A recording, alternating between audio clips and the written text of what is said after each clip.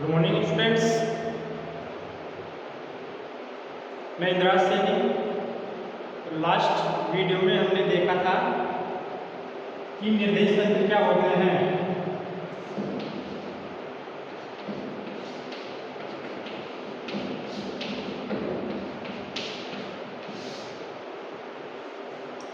Last video में हम बात कर रहे थे निर्देश तंत्र की, frame of reference. Frame of reference, ठीक है।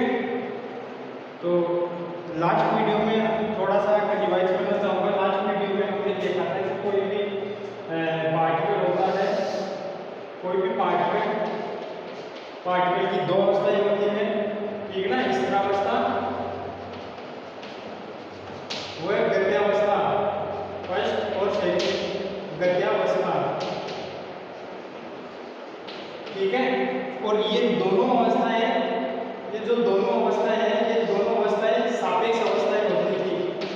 ये हमने देखा था कि ये दोनों अवस्थाएं सापेक्ष अवस्था होती हैं।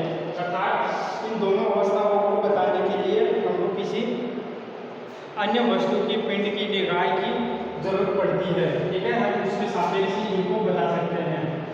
इसका मतलब हमको एक निर्देश तंत्र की जरूरत होती है। तो हम यहाँ पे बात करेंगे कि निर्देश तंत्र क्या होते हैं, ठीक है। तो निर्देश तंत्र क्या होते हैं? तो वह वस्तु या पिंड जिसके सापेक्ष हम किसी अन्य वस्तु या पिंड की स्थिति को व्यक्त करते हैं, निर्देश तंत्र कहलाती है, ठीक है। इसको समझना, वह है वस्तु या निकाय या पिंड, ठीक है, जिसके सापेक्ष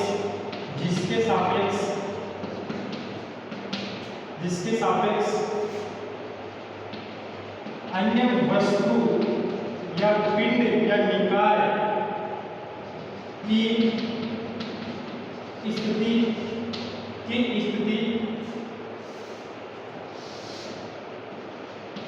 को व्यक्त करते हैं। तो ये वस्तु है ना, वह वस्तु, ये वाली जो पहले आपने जिक्र किया है, ये वस्तु आपकी है, निर्देश तंत्र कहलाती है, ठीक है ना। वह वस्तु जिसके सापेक्ष अन्य वस्तु की स्थिति को व्यक्त करते हैं, निर्देश तंत्र कहलाती है, ठीक है। देखिए, इसको समझिए। निर्देश तंत्र, जैसे मेरे से पूछा जाए कि भाई कि क्लास में बैठे किसी भी बच्चे की स्थिति बताइए, तो मैं बताऊंगा भाई कि मेरे से, ठीक है ना। मैं अपना ही रेफरेंस दूंगा कि भाई मेरे से वो बंदा इतनी दूरी के ऊपर इस डायरेक्शन में बैठा हुआ है, ठीक है ना। कि भाई मेरे से इधर उत्तर में या पूर्व में या दक्षिण में जो भी डायरेक्शन है, उस डायरेक्शन में बैठा हुआ है, ठीक है। मैं यदि जैसे फैन लगा हुआ है, फैन की पोजीशन उनसे मैं कोई मेरे से, तो मैं बताऊंगा कि भाई फैन है वो मेरे से इतनी दूरी के ऊपर, ठीक है ना, इतनी ऊंचाई के ऊपर लगा हुआ है। तो उस फैन के लिए और उस बच्चे की पोजीशन के लिए मैं खुद क्या हो गया, एक निर्देश तंत्र हो गया, ठीक है। ऐसे ही आपसे यदि कोई पूछे कि भाई वो चीज़ कहाँ है, ठीक है ना, कोई भी कोई भी चीज़ ले लीजिएगा, ठीक है, कि आगरा कहाँ है, दिल्ली कहाँ है, ठीक है। कोई वस्तु कहीं पर रखी हुई हो तो वो वस्तु कहाँ है, तो आप उन चीज़ों को जब बताओगे तो आप अपने सापेक्ष ही बताते हो। इसका मतलब आप खुद उन चीज़ों के लिए क्या हो गए, निर्देश तंत्र। जैसे एक बस जा रही है, ठीक है, और उस बस की जो रफ्तार है वो 30 किलोमीटर प्रति घंटे की रफ्तार है, ठीक है। अब एक ही बस की जो रफ्तार है वो अलग अलग लोगों के सापेक्ष, ठीक है ना, अलग अलग चीज़ों के सापेक्ष अलग अलग हो सकती है। जैसे मैं देख रहा हूँ, ठीक है ना, और वो बस जा रही है और मेरे को वो 30 किलोमीटर प्रति घंटे की रफ्तार से दिख रही है, ठीक है। और एक कोई दूसरा बंदा है जो उस बस के अंदर बैठा है, ठीक है, वो बंदा उस बस पे देख रहा है, तो वो बस उस बंदे को रेस्ट में दिखाई देती है, ठीक है, कि बस नहीं चल रही, ठीक है। क्यों? क्योंकि वो बंदा भी उसी 30 किलोमीटर प्रति घंटे की रफ्तार से उस बस में बैठा हुआ चल रहा है, उसके साथ वो बस भी चल रही है। तो दोनों की जो सापेक्ष गति है, ठीक है ना, सापेक्ष वेग है दोनों का, वो 0 हो जाता है। तो उस बंदे को वो रेस्ट में दिखती है। और हो सकता है कि वही बस किसी दूसरे के सापेक्ष मेरे को 30 दिख रही है और किसी अन्य के सापेक्ष 80 किलोमीटर प्रति घंटे की रफ्तार से भी चलती हो। वो कैसे होगा कि वो बस तो मान लो कि इस डायरेक्शन में चल रही है, ठीक है ना, एक्स डायरेक्शन में चल रही है, और एक दूसरी बस है वो 50 किलोमीटर की स्पीड से -x डायरेक्शन चल रही है, ठीक है। एक वो 30 वाली बस x डायरेक्शन चल रही है, और जो 50 किलोमीटर प्रति घंटे की रफ्तार से जो दूसरी बस है वो -x डायरेक्शन चल रही है। तो जब ये -x डायरेक्शन में चल रही है 50 किलोमीटर प्रति घंटे की रफ्तार से, इसके सापेक्ष जब आप इस पहली बस को देखोगे जो 30 किलोमीटर प्रति घंटे की रफ्तार से चल रही है, तो इसके सापेक्ष इसकी वेलोसिटी क्या आ जाएगी? 80 किलोमीटर प्रति घंटा, ठीक है। तो इस टाइप से हम क्या देखते हैं कि जो निर्देश तंत्र है, ठीक है ना, अलग अलग निर्देश तंत्र में, ठीक है ना, अलग अलग निर्देश तंत्र के सापेक्ष वस्तुओं की स्थिति अलग अलग हो सकती है, ठीक है। तो इसीलिए हमको यहाँ पे निर्देश तंत्र की जरूरत पड़ती है,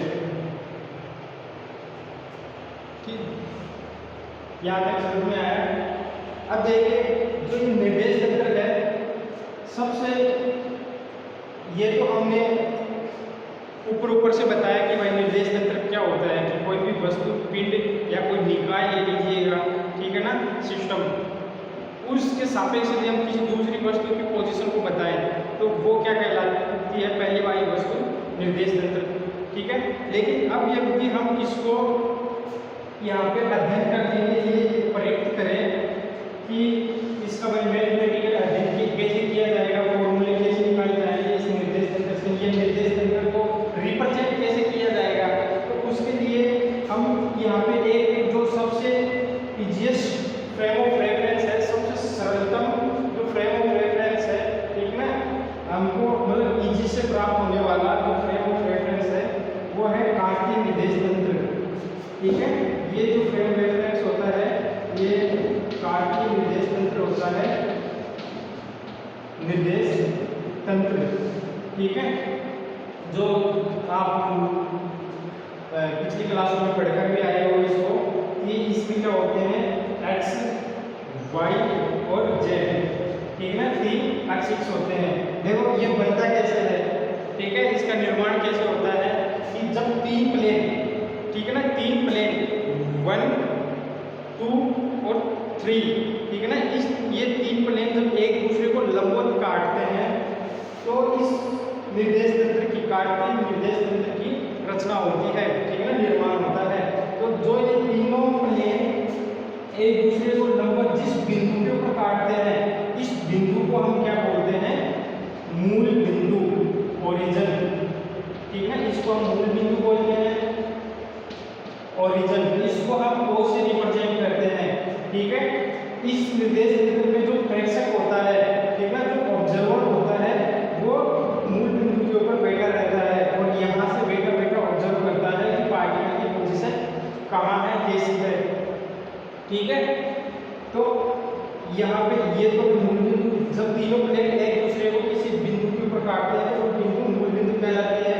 और दो प्लेनों से, ठीक है ना, दो प्लेनों के आपस में इंटरसेक्ट करने से, एक दूसरे को काटने से ये लाइन का निर्माण होता है, ठीक है। आप ये मैथमेटिक्स में पढ़ चुके हो कि दो समतल जब एक दूसरे को काटते हैं तो देखो ये एक, जहाँ पे ये लंबवत मिलते हैं तो यहाँ पे एक लाइन बनती है, ठीक है। तो एक प्लेन ये बना, ठीक है ना, दूसरा प्लेन ये बना, और तो इस तरीके से दो प्लेन जो हैं एक दूसरे को जहाँ जब काटते हैं तो एक लाइन का निर्माण होता है। तो यहाँ पे 3 प्लेन है जो एक दूसरे को लंबवत काट रहे हैं, इसलिए यहाँ पे 3 लाइन्स बनती है और इन लाइन्स को हम एक्सिस बोलते हैं, ठीक ना, एक्स 6। ठीक है, तो ये जो कार्तीय निर्देश तंत्र है सबसे सरलतम निर्देश तंत्र है। इसका हम कहीं पे भी एकदम इजी तरीके से इसको यूज कर सकते हैं। ठीक है, अब हम यहाँ पे देखेंगे कि इस कार्तीय निर्देश तंत्र के अंदर पार्टिकल की पोजीशन क्या होगी। ठीक है ना, एक रेस्ट पार्टिकल है उसकी पोजीशन क्या होगी, गतिशील पार्टिकल की पोजीशन क्या होगी। ठीक है,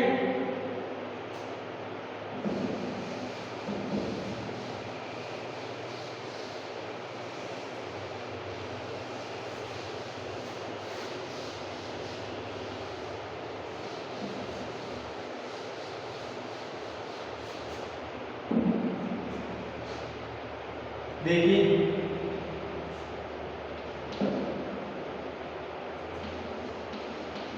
कण की स्थिति। ठीक है, कार्तीय निर्देश तंत्र में कण की स्थिति ये है आपका कार्टेशियन कोऑर्डिनेट सिस्टम। ठीक है, ये है मूल बिंदु, ये x y और ये z। ठीक है, तो जो कण की स्थिति है पोजीशन ऑफ पार्टिकल। ठीक है, पोजीशन ऑफ पार्टिकल।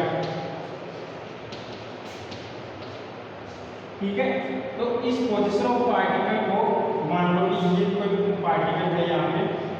ठीक है, इसकी निर्देश तंत्र में इसकी पोजीशन को हम दो तरीके से देते हैं, एक तो स्थिति सदिश के द्वारा, एक तो स्थिति सदिश के द्वारा।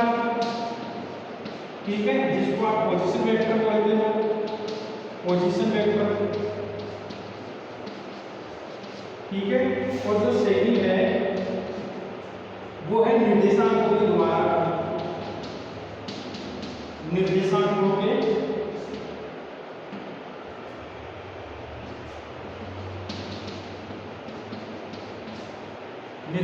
के द्वारा। ठीक है, तो ये देखिए यहाँ पे स्थिति सदिश क्या होता है, तो जो मूल बिंदु जो है आपकी ओ को पी से मिलाने पर ये जो रेखा बनती है हमारे पास। ठीक है, इस रेखा को हम बोलते हैं स्थिति सदिश, इसको हम बोलते हैं स्थिति सदिश। ठीक है, इसको हम आर वेक्टर से रिप्रेजेंट करते हैं। ठीक है, और जो निर्देशांक है, निर्देशांक क्या होते हैं, निर्देशांकों को हम x y व z से रिप्रेजेंट करते हैं, x y z। तो यहाँ पे जो x y z ये निर्देशांक है, ये हमको कैसे मिलते हैं, कैसे प्राप्त होते हैं। तो देखिए जो x है, x क्या होता है, x इस बिंदु से, ठीक है, इस बिंदु से यहाँ पे देखना, ये जो प्लेन है ना आपका, कौन सा प्लेन है, जेड वाई जेड। ठीक है, आप इसको ऐसे बना सकते हो, ये जो प्लेन है आपका,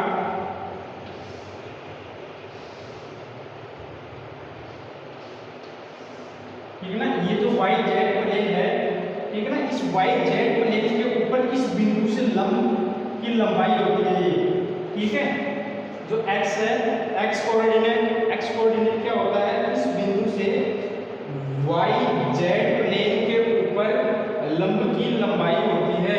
ठीक है, इसी तरीके से जो y है, ये y क्या है, जो ये प्लेन है आपका, ये वाला प्लेन। ठीक है, ये वाला प्लेन, ठीक है ना, ये है y। x z जो प्लेन है आपका, ठीक है, x z प्लेन, इस x z प्लेन पर इस बिंदु से लंब की लंबाई होती है। ठीक है, और जो z है, z आप समझ गए होंगे कि इस x जो है y z प्लेन के ऊपर इस बिंदु से लंब की लंबाई होती है, y जो है इस बिंदु से x z प्लेन के ऊपर लंब की लंबाई होती है। तो z क्या होगा, जो आपका x और y है, ठीक है ना, x y, इसके ऊपर इसकी लंबाई होगी। ठीक है ना, ये यहाँ पे आप बनाओगे तो ये यहाँ से देखो, ठीक है ना, ये है z, तो ये यहाँ से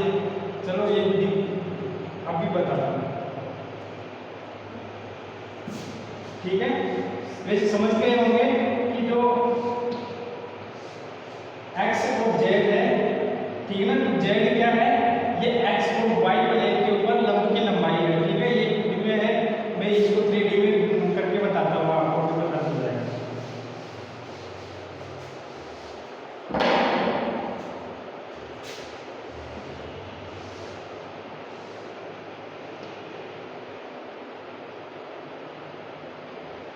ये आपका खंड है, ठीक है, और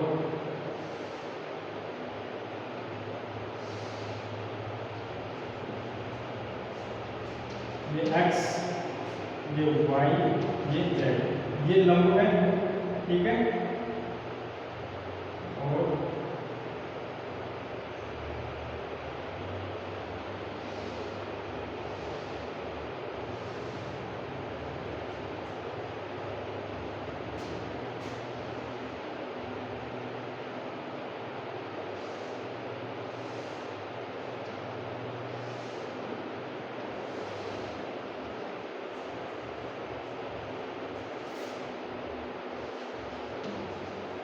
ये y है, ठीक है, ये x y z, ठीक है, ये बिंदु है आपका P, ठीक है, जिसके निर्देशांक है x y व z, ये है आपका, ये O है, ओरिजिन है, और ये है आपका स्थिति सदिश r वेक्टर, ठीक है।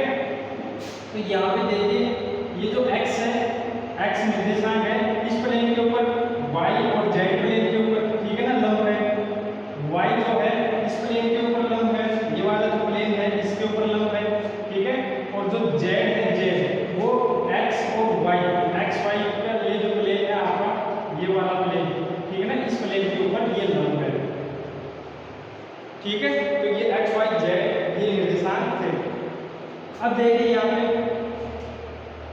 तो स्थिति सदिश r के द्वारा और निर्देशांकों के द्वारा निर्देशांक है आपके x y z, ठीक है, यहाँ तक समझ में आ गया होगा। तो अब इन दोनों के बीच में भी क्या होता है, रिलेशन होता है, ठीक है, तो इन दोनों के बीच में ये एक दूसरे से कैसे रिलेटेड है वो देखते हैं हम। तो उसको निकालने के लिए स्थिति सदिश,